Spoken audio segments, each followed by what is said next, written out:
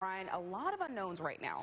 That's right, and that's been kind of the case with these two systems here. Keep in mind, this is a fairly historic setup. We really haven't seen anything like it in at least modern history here. So where we're going to start is with Marco, still holding at tropical storm strength in portions of the Gulf of Mexico now, just to the west of Florida here, but mainly its center is near the Cuba and the Yucatan Peninsula region. And keep in mind, it was expected to become a hurricane this afternoon, but has not developed into one. With that being said, though, National Hurricane Center does have it eventually becoming a Cat 1 hurricane as it makes its way northwest, and the latest track takes it a bit eastward out of the southeast Texas area, puts it virtually right smack over the arc limit. So this is the latest 4 o'clock advisory here from the National Hurricane Center, and that's the latest track. Again, remember, these are always subject to change here, as there's still quite a bit of unknowns with all of these systems. Now kind of switching gears to Laura, still also holding at tropical storm strength, and noticing a little bit less organized convection as we've gone through the day today, but the center generally in this region here continuing to make its way westward,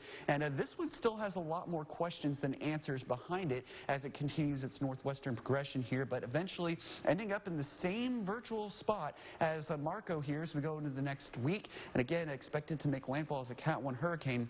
Still kind of pointed close to the arc limits here. At least the track has shifted a little bit eastward, kind of making it over the Mississippi River area. So again, more details continue to need to be ironed out with these systems. Lots of questions to be asked. I know some folks do, but this is the latest advisory, and we've been seeing quite a bit of changes here with each one that has come out. So again, storm's still holding at tropical storm strength, at least at this time frame. And folks are probably, well, they're not probably, they're actually asking us, what shall we do as these storms get closer? So we're going to sit down here and take a little bit of time to answer some questions. I know that, Chelsea, we do have a list here of some questions that folks might want to have answered, and we'll try to answer them to the best of our ability, considering the given conditions. Right, and for sure, I think everybody wants to know, can these two cross paths combine and become something stronger? Technically, yes.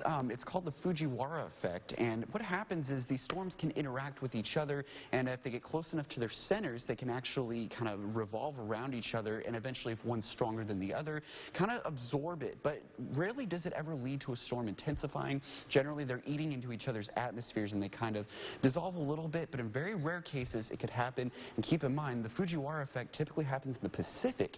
We don't really see it happening in the Gulf of Mexico. Yeah, and just really quickly, how can people get prepared for it?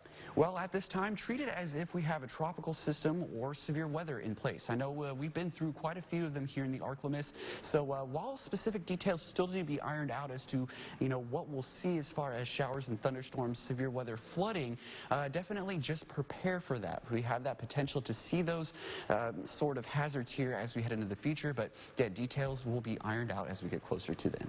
Oh, thank you, Brian. We'll have more on this in full weather, but we have a crime